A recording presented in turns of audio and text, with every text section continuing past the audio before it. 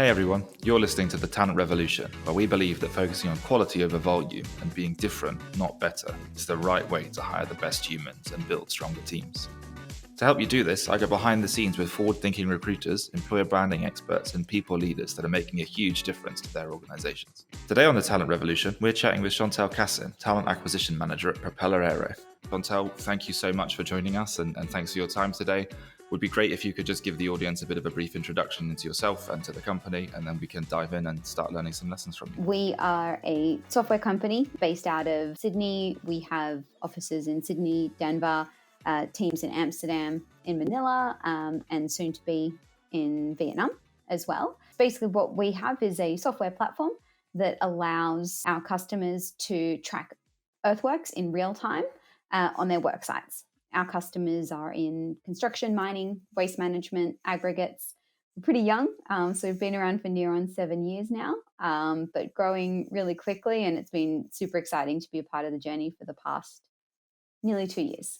And so, you've got a fairly small talent acquisition team right now, right? Can you kind of give us some context into what Yeah, that we looks do. like? So we're a team of 3, and we have a head of department. So we've got myself and 2 colleagues, one here in Sydney with me and one in the US, and we report into a director of people and operations. So we don't split the role geographically necessarily, but that tends to be how it flows. So I tend to look after most roles in Australia with some in the US. We brought someone in, a year and a bit ago now in the US, and he has gracefully taken over a lot of the European roles, which has been just absolutely fantastic because they've got a bit of a better crossover in time zones. So he does a lot of Europe. And most recently, we've brought in a chap in Sydney who focuses mostly on the technical recruitment, so product and engineering. One of the reasons we were so excited to speak to you was just because I think lots of organizations now are starting to recruit far more internationally, right? I think lots of organizations had offices in different locations historically, but even those now that don't are starting to recruit remote for the first time. Maybe they're staying within their time zone, maybe they're not. And I think it's unlocking huge challenges for people that haven't thought about the differences in employee experience or employee expectation, kind of location to location or country to country. And they haven't thought about how they can kind of translate their EVP or frame their EVP around a remote workforce and a distributed team. And I think you guys seem to have a bit of both, right? You've got physical office presences, but also now a distributed team kind of smattered around a bunch of different places. How have you thought about communicating your EVP and defining that sort of in a world where everybody's going to perceive things very differently? Yeah, it's interesting that there's definitely different attractors and detractors depending on where you are in the world. It was a big learning curve for each of them. So I unfortunately wasn't around for when we expanded to the US, nor was I around when we expanded to the Philippines. But I know from people that were here that there was a big learning curve on just kind of understanding what people want to hear in a job ad. What people are going to listen to most in an initial screen. And as you know, that initial screen is more about selling the business rather than working out if the candidate's right for you. And so now that we're expanding into a new location in Vietnam, what I've learned is that there's a huge amount of research that goes into it at the beginning to kind of understand, well, 1, is this the right location for us? And 2, what's appealing to that market? So the way we kind of convey that is we try to make sure that our job ads, for example, are consistent, but they are using the right attractors for the right demographic wherever we're advertising. And when we're interviewing people and sort of discussing it, when we're sending LinkedIn reach out messages, whenever we're communicating on any platform with our candidates, we're thinking about where is that candidate based, what things are going to be most attractive to them about our EVP. As an example, it's a bit of a generalization, but our team in the Philippines tend to be more introverted. So one of the things that we have discussed with them is, you make sure they know that they can be themselves at Propeller. You can come and be your total self. You're allowed to disagree with the boss. It's okay if you think they've got a dumb idea, and you can say that. And we really want to bring that to the table for them, make them feel comfortable with that. So it's just kind of been about learning, understanding. The more you speak to people, you get a better feel for what's attractive to them. And then you make sure you're creating that and you know how to articulate that you have that on offer. Great that you guys are doing the research as a TA team and thinking about positioning your EVP and those early conversations focused on selling the organization, right? Are you kind of transcending that further down the team? Like when you're arming your hiring managers with information when they're meeting with folks and they're kind of interviewing them or doing what they're doing, how are you making sure that they're kind of tailoring their recruitment process to reflect that? Like we spend a lot of time with our hiring managers at the beginning of a role. So we have something, we call it a hiring strategy. I think in my last company, I called them role discoveries. It's basically just you get your hiring manager and you chain them to a desk, find out everything you can about the role, what's good about it, what's bad about it, why does someone want to come in to this role? And you kind of use that meeting as an opportunity to, one, understand what profile you're looking for as a TA, but then use it as a bit of a coaching opportunity to talk a hiring manager through, like, this is how we attract great talent. These are good questions to ask. And if it's a fresh manager, it might even be an opportunity to do some like EEO stuff, explain to them what is and isn't okay to ask in an interview. Especially with us, we've got loads of first time managers. And so just giving them that opportunity to understand. My colleague that recruits the tech roles at the moment, he's doing this brilliant project where he's helping our dev leaders spruce up their LinkedIn profiles, because we know that candidates look at those now. They want to look at, oh, well, I'm going to report into Tom. What's his LinkedIn like? Does he look like a fun guy? What is he saying about the business? And we know that's going to help attract candidates when they're researching Propeller as a potential employer. Yeah, no, that's awesome. I think we have a thing at Pinpoint called a hiring manager profile, right? Because we see loads and loads and loads of organizations with similar challenges, right? Their hiring managers, or sort of the actual end reporting line for the role, don't have particularly prominent online presences. And it's difficult for candidates to kind of get under the hood of who they're going to be working with and what that experience is going to be looking like. So we try and embed it in the product. And I think the reason I mentioned that is organizations that are using hiring manager profiles are getting like a 59% higher conversion rate than those that aren't, because they're making it easy for candidates to do that discovery, right? And so amazing that you've got that internal project happening, because we can see in the data that it makes a huge difference, and candidates obviously doing more research than ever before. And I think it's been great looking at not just Propeller, but kind of going back through your past and looking at career sites and things like that you've worked on and that you've done. And it's clear how you're kind of crafting that narrative, but also super cognizant of the fact that candidates are doing their own research, and you're like throwing Glassdoor out there and making it clear that we're not hiding behind this stuff, right? And that's awesome to see. So you talked about like your EVP and positioning, and you've touched on how you're kind of working through things with your hiring managers. When we were speaking before, you talked a little bit about values and how those are super important to Propeller where you are now, and that you've kind of recently gone through a process there. How are you sort of bringing those values into your recruitment process? How important are they? And how are you helping your hiring managers kind of measure values when they're going through that recruitment process? Yeah, so values are super important. And I'm so happy that I got to be here when they were created, because it's really nice to see that they haven't changed. We just gave them names. We're committed, we not I, we're open, we have our values that we can list on our website, but ultimately we're still looking for the same person. And so the way we've kind of articulated that is in a scorecard. When a candidate goes through the process with us, they have this document and we kind of track all the conversations we have, and each stage of the interview process has a scorecard. So each person that interacts with the candidate, hiring manager, peer, stakeholder, whoever, they have an opportunity to score them on not just their skills, like their ability to code or their ability to be a digital marketer, but how their values align with the business. We, try to come up with particular values-based interview questions. So questions that we can ask that we feel is going to pull out somebody's alignment or disalignment with our values, and then that gets kind of scored.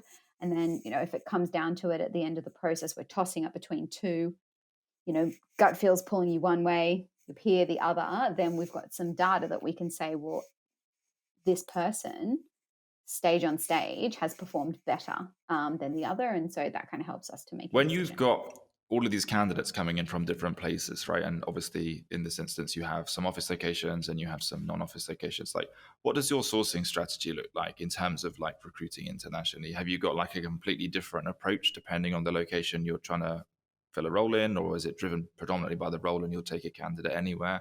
Like, how do you think about that? I think we have some things that are just standard that every recruiter in every business does. We always throw ads up. All of our jobs are always available on our website.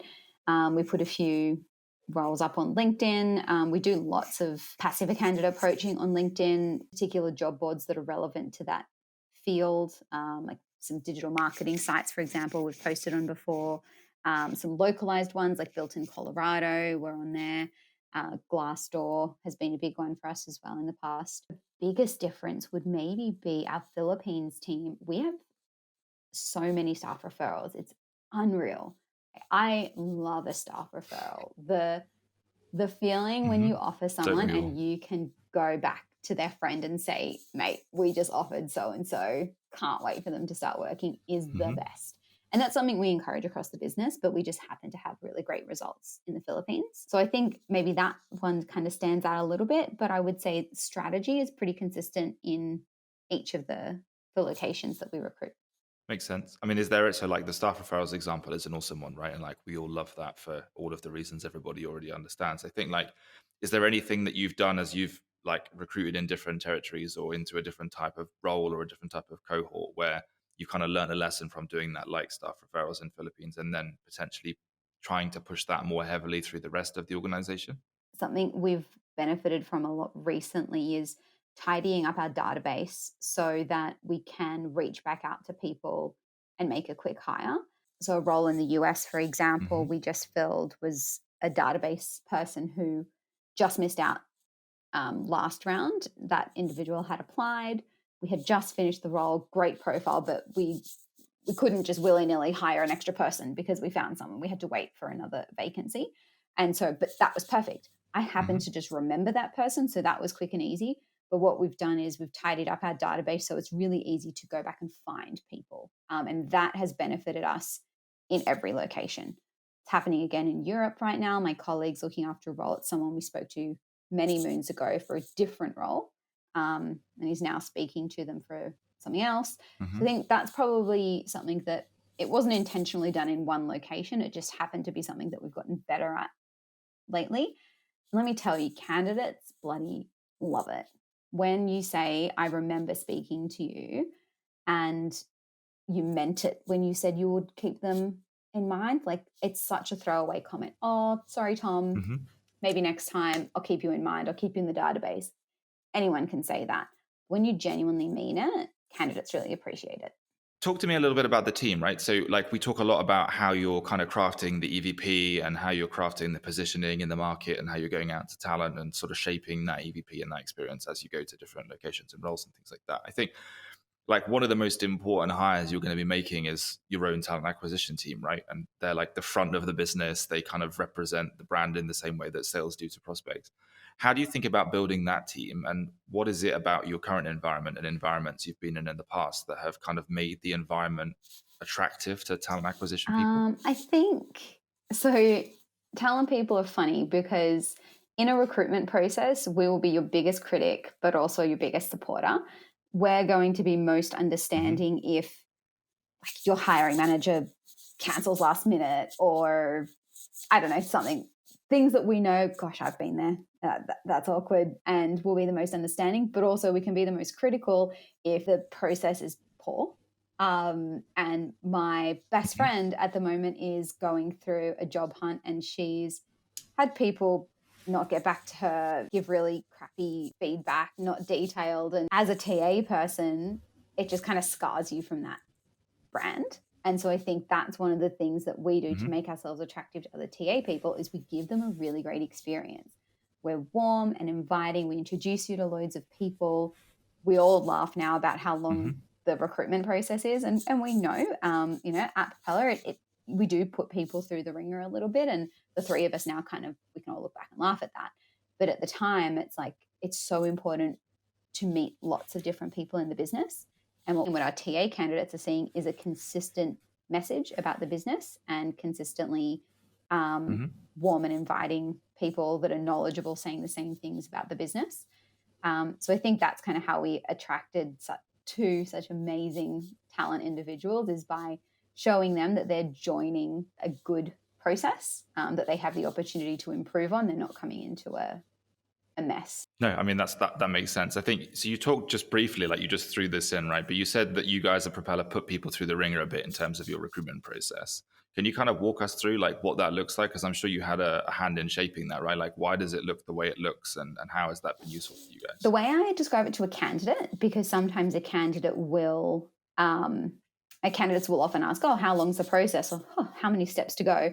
And so what I say to candidates Yeah. is, by the time you get through to the end process, if we've done our job right, you will be 100% sure that Propeller is the place that you want to be. And we will be 100% sure that you are the Hmm. right fit for us. And that's the aim out of the process being as long as it is. So we start off with our pitch, if you like, from talent. We're doing a check for some basic skill sets, can you do the core essence of the role? But ultimately, like, this is Propeller and we're so great. And like, these are all the things. And we're doing the sell, an introduction to the hiring manager, some technical, uh, either a technical assessment or whiteboard session, something to kind of show off what they can do, with a technical interview to Hmm. follow, and then kind of a final HR interview. So it's like a 4-step plus a take-home challenge of sorts, for nearly every single role. And we like that to be consistent, for each position. It means that you meet a bunch of people. For senior leaders, it's like a 10-step process by the time you factor in all of the coffee catch-ups and meet and greets and things like that.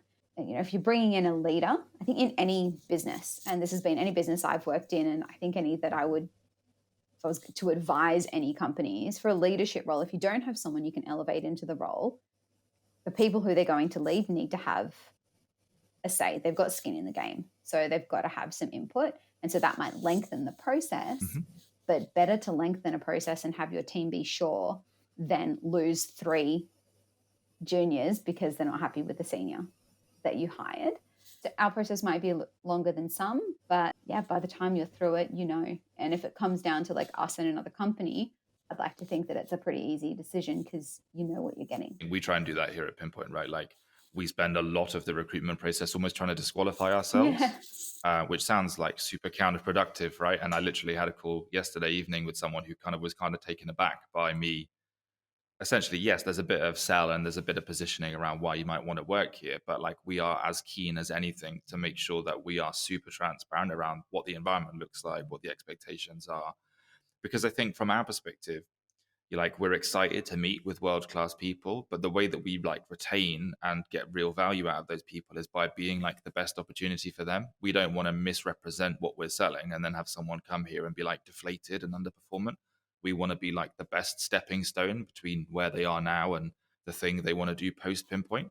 And so we spend a lot of time, like even at the interview stage, trying to understand what they really want, but also what they're going to do if they know after they're with us, so that we can make sure we actually have the ability to shape the experience to something that's going to be compelling for them. And I think we're a small business and we often talk with clients and people like yourselves and things about like how we compete in a very competitive market. And I guess like that's the main thing we try and do is just really heavily personalize the experience. And I think one of the things we've not struggled with, because the nature of our business and what we do, people here, even in sort of non-recruitment roles, tend to kind of get it.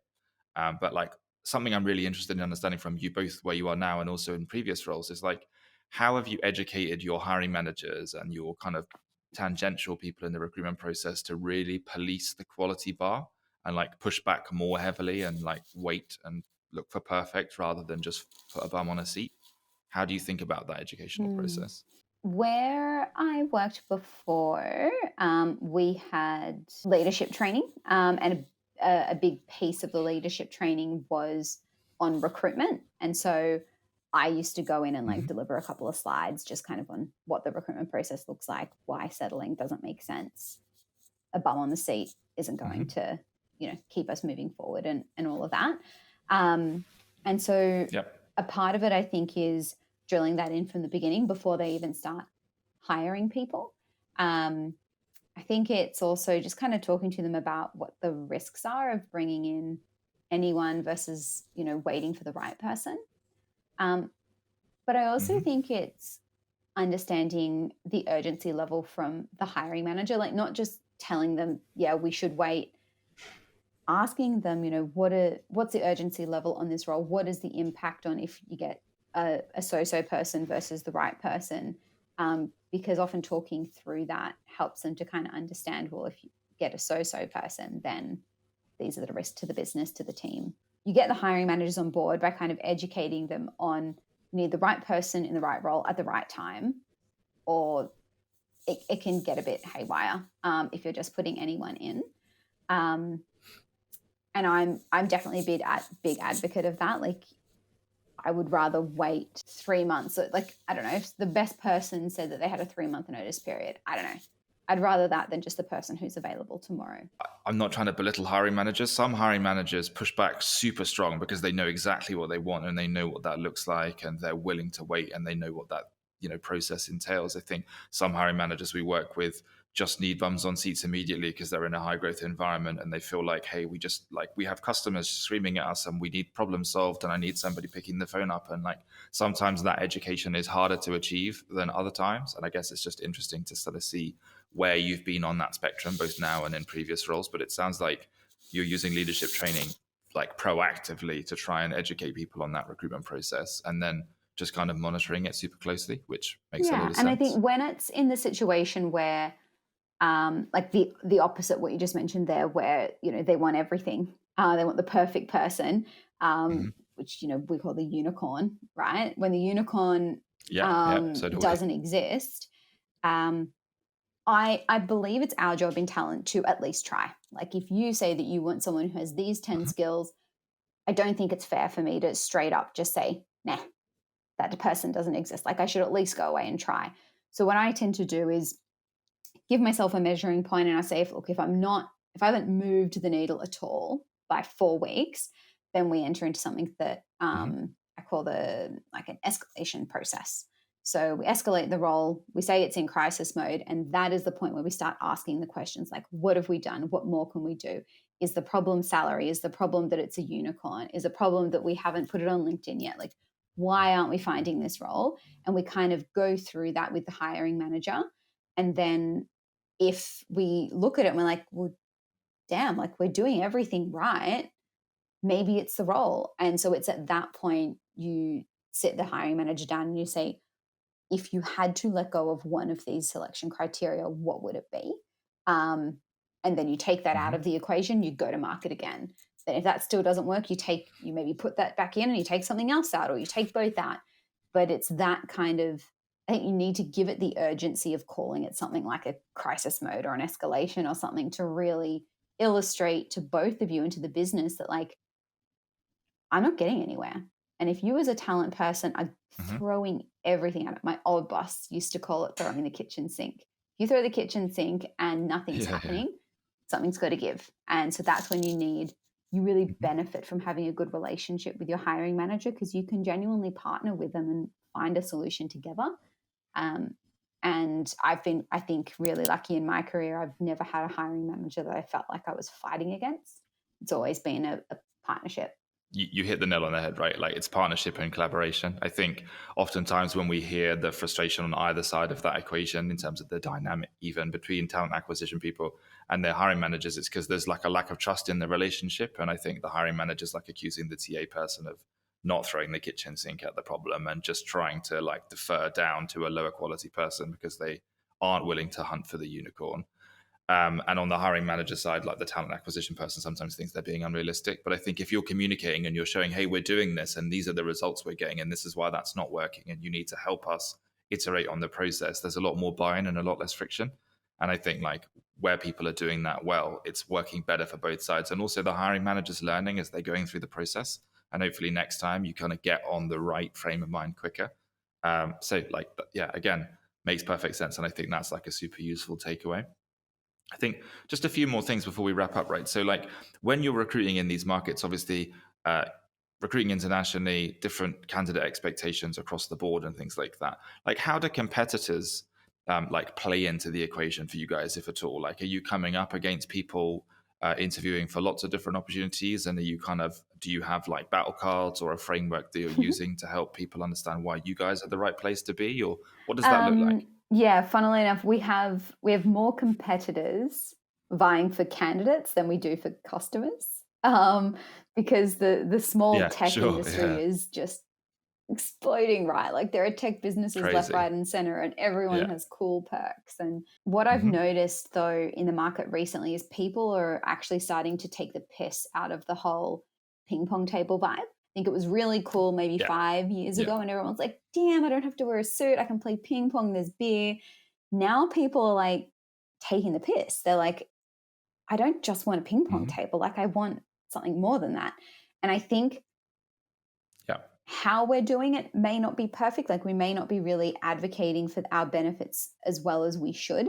But that's what I think personally we do really well is we're more than just the beers on a Friday. We're a Yeah. company that offers an opportunity to really make an impact. And I think that's kind of what our competitive edge is around our people have the opportunity to really come in, make their mark, have a big impact, more so than the old school ping pong table attraction thing, which is like working in our Hmm. favor because we all genuinely believe in what we do, what Propeller does, and what Hmm. we do internally. It's that excitement that will nudge you over a competitor.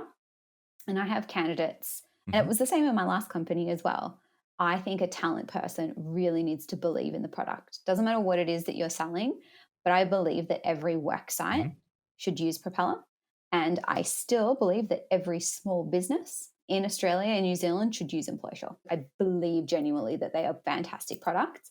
And I think that Hmm. genuine belief comes through in a conversation. So, yeah, we've got some cool benefits, but it's the fact that we're a great place to work and it's an energy that you exude in your initial pitch to a candidate that will push over a competitor that, wants the same candidates. So, look, one final thing, just kind of like a core takeaway before we wrap up. And again, thank you so much for sharing all of this with us. I think if you put yourself in the shoes of like this fictional company, right? Lots and lots and lots of people we speak to are facing this very challenge right now. They're single market driven. So maybe they're in the US and they're just used to recruiting in the US. Maybe they're in the UK. Maybe they're in Australia. It doesn't really matter. But they're used to recruiting locally. Their approach has been like, we recruit within 30 miles of our office or whatever they've historically done, right? The world has changed, candidate expectations have changed, and now they're looking further afield. And let's say they're looking internationally. I think with all of the experience that you've had from all of the different roles you've done to date, two questions, right? One, what's the biggest challenge that you expect these people to come up against? Like, what do they kind of not know that they don't know about international recruitment? And the second question is like, what's the big tip to help them be successful in their kind of first foray into this world? You can't cookie cut an exact process or look for exactly the same profile in a different geographical location. But you also don't want to make it too different because you want consistency across the business. I think that's probably a challenge. Hmm. You want consistency to make sure that, a salesperson in Japan has the same values as the salesperson in Australia and in the US. So you want consistency with what you're looking for in somebody's values, but you want to adapt to what's going to be an attractor to that market. That's the challenge, is finding the balance. So knowing where to be consistent and stick to your guns and go, well, no, this is who we are. And we want to embrace other cultures and we want to embrace differences and do all of that, but still be true to our own core values. We're expanding into Vietnam at the moment, and a really cool piece of advice that I got is whilst we expect people to have really good English skills, right? Um, we could Hmm. offer English classes as a benefit. Why don't you offer Vietnamese classes to your Aussies and your US people? Just to like Amazing. brilliant bit of Yeah. advice. And you know what?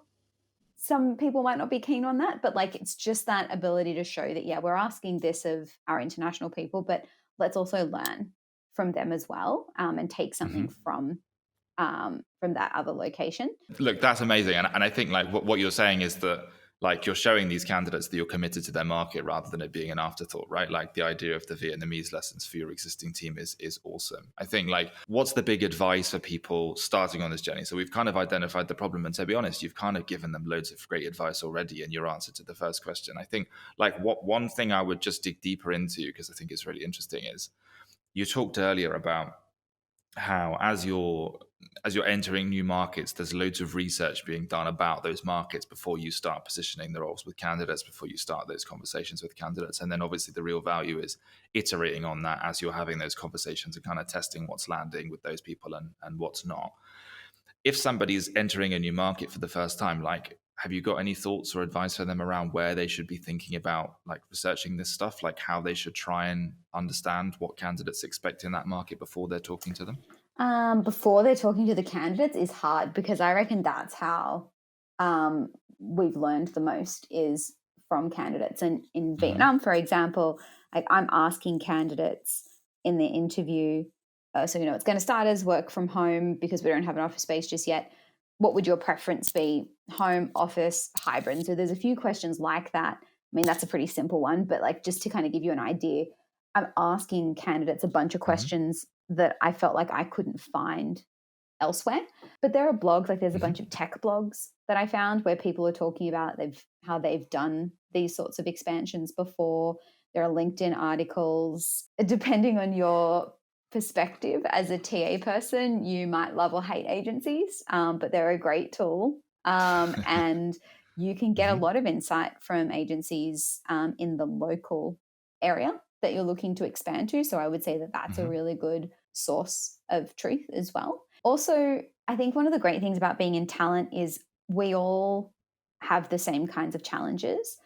So if someone from, I don't know, Ireland messaged me and said, "Hey, I've seen you work for a software company in Australia. We're looking at expanding to Sydney. Could we book in a call? And can I ask you a few questions?" I'd do it. If I was getting 10 of those a week, probably Hmm. not. But I think don't be shy to try and expand your network because a talent acquisition person is going to be like the best source of information for you. And most of the time, I reckon they'll give you 5 minutes of their time or, you know, answer a couple of messages as questions over email. So I would say if you're brave enough, reach out to people you have no idea who they are and just say, "This is me. This is what I'm doing. You look like you've done it before. How do you feel about a call?" And I reckon you'd be surprised how many people would be open to having a chat. And then you're getting real, honest information. Look, that's awesome, and that's so like applicable, right? And I think like you might even build some relationships with some talent acquisition folks that can help you in that market longer term as well. So that's awesome, and I think like that. To be honest, that's a great place to stop. I think there's a useful takeaway there. I think there's been loads of them throughout the conversation, and just thank you so much for your time and for sharing your kind of experience with me and the listeners. So yeah, thank you so much, Chantal. Really You are most appreciate it. welcome. Thank you. It was lovely to speak with you. Yeah, no, thanks so much. And thank you, everybody, for joining us on this week's episode of The Talent Revolution. I'm your host, Tom. I'd love to continue this conversation and kind of talk through stuff you've learned from Chantal and any advice and even if you've got kind of contradictory opinions, would love to hear them and kind of continue that conversation. So connect with me on LinkedIn or drop me a line at tom@pinpointhq.com. Be sure to join us for next week's episode and don't forget to subscribe wherever you listen to podcasts. Thanks a lot.